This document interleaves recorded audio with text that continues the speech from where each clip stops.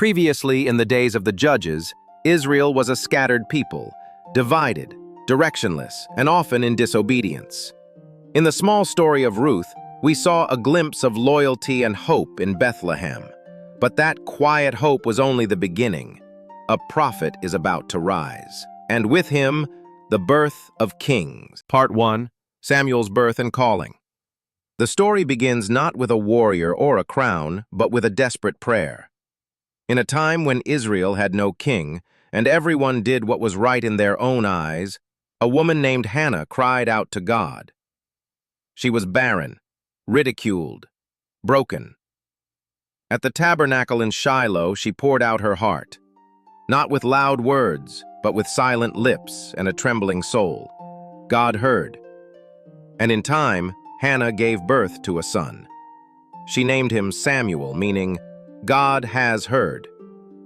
True to her vow, she brought the child back to the tabernacle and gave him over to the Lord's service.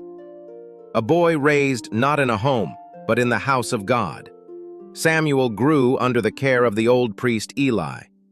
But Eli's sons, corrupt and arrogant, defiled the temple, and Eli looked the other way. God's patience was running out. But in the silence of the night, something new began. Samuel, Samuel. A voice called out in the darkness. Once, then twice, and again. Finally the boy answered, Speak, Lord, for your servant is listening. This was more than a bedtime whisper. It was the beginning of a new era. As Eli's house declined, Samuel rose, not just as a priest, but as a prophet, chosen to hear God's voice and speak it to a nation that had forgotten how to listen. Part 2. The ark is captured and returned. 1 Samuel 4-7. Trouble was coming, and no one saw it clearly. The Israelites went to war with the Philistines, hoping God would give them victory.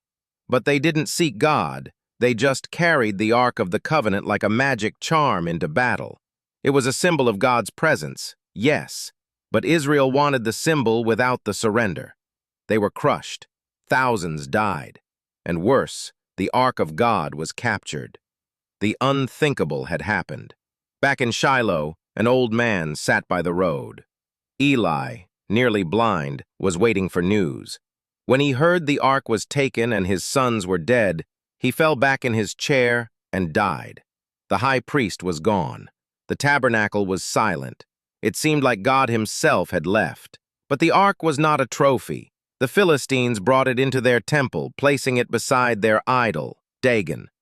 The next morning, Dagon had fallen face down. They set him up again. The next day, Dagon had fallen once more, shattered on the floor. Then came the plagues, boils, rats, panic. City after city begged for the ark to be removed. For 7 long months, the hand of God was heavy upon them. Finally, they loaded the ark onto a cart, hitched it to 2 cows, and sent it away. No driver, no map, just 2 animals walking the road back to Israel. The people of Beth Shemesh saw the ark approaching, like a miracle rolling in from the horizon. But even they forgot reverence. Some looked inside the ark, and many died. This was not just a golden box. It was holy. Years passed. Then Samuel called the people together at Mizpah. It was time to return not just the ark, but their hearts. They fasted. They confessed. And when the Philistines attacked again, God thundered from heaven and scattered their enemies. The people didn't win because they were strong. They won because they repented. And so Samuel set up a stone and named it Ebenezer. The Lord has helped us this far. Part 3. Israel demands a king. 1 Samuel 8-10. Although the Bible doesn't give us precise calendar dates like ancient Chinese records, scholars estimate that Samuel lived around 1100 to 1020 BCE, a time of transition for Israel. That places him at the turning point between the chaotic age of the judges and the rise of Israel's monarchy. Samuel had led Israel faithfully for years. He spoke God's word. He judged with wisdom. But now, he was growing old. and the people were growing restless. They looked at the nations around them: Philistines, Ammonites, Moabites. All had kings, warriors, banners. Israel? Just a prophet. And so they came to Samuel with a demand: "Give us a king to lead us like the other nations." Samuel was heartbroken. This wasn't just about politics, it was rejection. They weren't turning from him. They were turning from God as their true king. Samuel prayed, and God answered, not with anger, but with sorrow. "Listen to them. Give them a king, but warn them first." And Samuel did. He stood before the people and told them what kings do. "They take your sons for war, your daughters for labor. They tax your land, rule your lives. You will cry out for relief from the king you have chosen," he said. "But the Lord will not answer you on that day." Still the people insisted, and so God gave them what they wanted. Part 4. Saul's disobedience and rejection. 1 Samuel 13:15. At first Saul looked the part, strong, humble, even victorious, but cracks began to show, and soon they would break him. The first test came when the Philistines gathered for war. Saul waited for Samuel to arrive and offer the sacrifice, but the prophet was late. The army grew nervous, soldiers began to scatter, so Saul took matters into his own hands. He stepped into the priest's role and offered the sacrifice himself. Just as he finished, Samuel arrived. The prophet's face was grave. "You have done a foolish thing," he said. "You have not kept the command of the Lord. Your kingdom will not endure." It was a warning, one that Saul should have heeded. But he didn't. Later, God gave Saul a clear mission: strike down the Amalekites, destroy everything. It wasn't about vengeance. It was a judgment long delayed for generations of cruelty. Saul went to battle and won, but he spared the king. He kept the best sheep, the finest cattle. When Samuel confronted him, Saul insisted, "I obeyed. I just saved the good things to sacrifice to God." Samuel's reply still echoes through history. Does the Lord delight in burnt offerings and sacrifices as much as in obeying the Lord?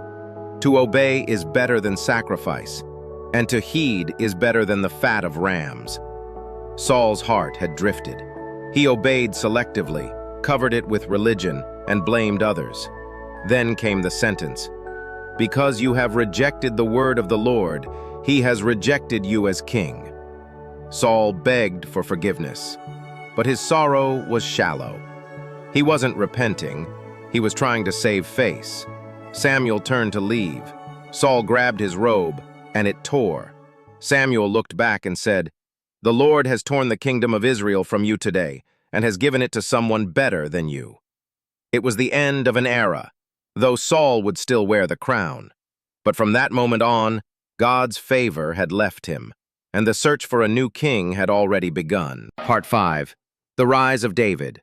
1 Samuel 16-17. God had rejected Saul, but he was not done with Israel. A new king was coming, a man after God's own heart. Samuel was sent to Bethlehem, to the family of Jesse. He expected a great leader, tall, strong, impressive. But God had other plans. One by one, Jesse's sons passed before Samuel. Each looked like a king. Each was rejected by God. Then came the youngest, David, a shepherd boy, tending sheep in the fields. Not tall or striking, just a boy with a heart that pleased God. Samuel anointed David with oil. The Spirit of the Lord came powerfully upon him. The future king was chosen, not for his looks, but for his heart. Soon David's journey took him to King Saul's court. He played the harp to soothe Saul's troubled spirit, and then came a challenge that would change everything. The Philistines had a champion, a giant named Goliath. He was a warrior of terrifying size and strength. For 40 days he mocked Israel, daring anyone to fight him. No one dared. But David stepped forward, not with sword or armor, but with faith. With 5 smooth stones and a sling, he faced the giant. You come against me with sword and spear, but I come against you in the name of the Lord Almighty, David declared. With a single stone, David struck Goliath down. The giant fell. Israel's enemies fled. That day, David became a hero. A shepherd boy became a king in waiting, and the message was clear. God doesn't look at the outward appearance, he looks at the heart. Part 6. Saul's jealousy and David's flight. 1 Samuel 18-27. David's victory over Goliath made him a hero across Israel. The people loved him. Even Saul's own soldiers admired him. But Saul? He saw a threat. David's fame grew, but Saul's heart grew darker. Jealousy took root. Saul's anger burned when the crowds shouted, "David has slain thousands. Saul has only slain hundreds." He tried to kill David with a spear. David escaped. But Saul didn't stop there. He hunted David like a wild animal. David became a fugitive, living in caves, hiding in deserts. Yet even in danger, David showed remarkable character. He refused to harm Saul, the Lord's anointed king, even when he had chances to do so. David's loyalty, faith, and restraint showed his true kingly nature. He built friendships with outcasts, gathered followers, and grew stronger, not just in battle but in spirit. His time in the wilderness was more than survival. It was preparation. Though pursued and alone, David's trust in God never wavered. He sang songs of hope, prayed for deliverance, and waited patiently for God's timing. Part 7. The death of Samuel and Saul's final days. 1 Samuel 28-31. Samuel, Israel's great prophet and spiritual leader, finally passed away. His death left a heavy silence over the nation. Without his guiding voice, Israel felt lost, like a ship without a captain in a storm. The people were vulnerable, and the Philistines knew it. They gathered a massive army, ready to crush Israel once and for all. Saul, now king but feeling abandoned by God, was gripped by fear. He searched desperately for answers, through prayer, through prophets, but God remained silent. In his desperation, Saul made a forbidden choice. He sought out a medium, a witch at Endor, to summon the spirit of Samuel. The night was dark and tense as the witch called forth the prophet's ghost. Samuel's spirit appeared, not in peace, but with a grim warning. Tomorrow you and your sons will die on the battlefield, and Israel will fall to the Philistines. The words struck Saul like a dagger. He was doomed, yet powerless to change the course. The next day, the armies clashed on Mount Gilboa. The battle was fierce and devastating. Saul's sons, including his beloved Jonathan, fell one by one. The king himself was severely wounded. Refusing to be captured and humiliated by enemies, Saul chose to take his own life. He fell on his sword, ending his tragic reign. The death of Saul marked the collapse of Israel's first monarchy, a painful and bitter end. The Philistines celebrated their victory, but Israel mourned deeply. Their king was dead, their nation shaken, and their future uncertain. Yet, amid the sorrow, a new hope was quietly rising. David, the shepherd boy, the giant slayer, was preparing to take the throne. A new chapter was about to begin, one that would change Israel's destiny forever. Part 8. Conclusion. The story of 1 Samuel marks a pivotal moment in Israel's history, a time of change, struggle, and hope. From the faithful prophet Samuel to the rejected King Saul, and finally to the chosen shepherd David, we see a nation wrestling with what it means to follow God and to be truly led. This book reminds us that true leadership isn't about outward appearance or popularity. It's about a heart aligned with God's will, obedient, humble, and courageous. Samuel's life bridges the gap between the old age of judges and the new age of kings. Saul's tragic fall shows the danger of pride and disobedience. David's rise brings the promise of a kingdom that God himself will establish. As we move into the next chapter, the story of David's reign, we step into a future filled with challenges, victories, and a king who embodies God's heart. This is not just history. It's a living story of faith, failure, and redemption that still speaks to us today.